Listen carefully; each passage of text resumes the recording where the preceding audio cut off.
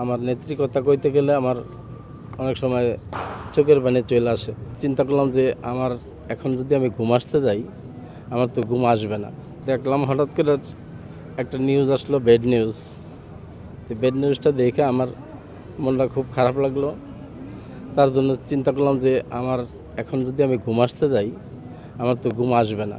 তো ঘুম যেহেতু আসবে না তা আমি আমার নেত্রীর দেখতে পারি কি না। যেহেতু আজকে 12টার দিকে হঠাৎ শুনলাম লন্ডনে নিয়ে যাইব, তখন যদি যাই একটু দেখতে পারি এক নজর দেখার জন্যই আসছিলাম।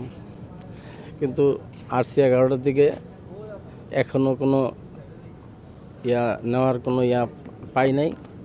তখন শুনতেছি সকাল নাকি আমাদের তারেক রহমানের স্ত্রী জুবাইদা রহমান আসবে, উনি নাকি আইসা নিয়ে যাবে। তখন আমি সত্যি কথা বলতে গেলে আমি বাহিরে ছিলাম, আমি দেশে আইসা আমার বাপের দেখি বিএমপি করে, সেই সূত্রে আমিও মনে করেন বিএমপি করে মন প্রাণ দিয়ে আমি বিএমপিকে মন থেকে অনেক ভালোবাসি।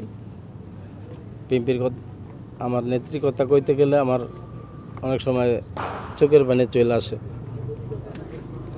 আমি আল্লাহর কাছে দোয়া করি আমার নেত্রীকে যেন আল্লাহ সুস্থ করে দেন। আর দেশবাসীকেও বলতে চাই সবাই যেন আমার নেত্রীর জন্য দোয়া করে, নেত্রী যেন সুস্থ হয়ে আমাদের মাঝে ফিরে আসতে পারে। দেশে দেশে সবার সাথে দ্য নিউজ।